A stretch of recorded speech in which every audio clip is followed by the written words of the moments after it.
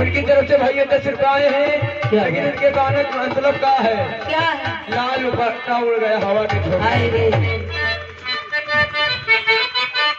Hello, आइए दोस्तों, अब आप आगे हमारे राम है बाबा जी और बाबा जी की तरफ से ये आशीर्वाद मुझे मिला 10 रुपए का पार्टी के 1 लाख धन्यवाद।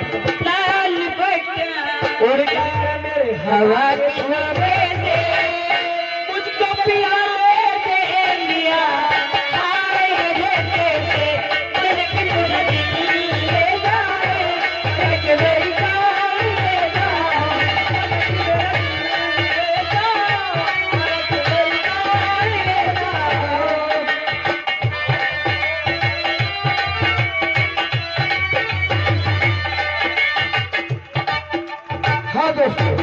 जो लोग चले गए उनकी तो कोई बात ही नहीं।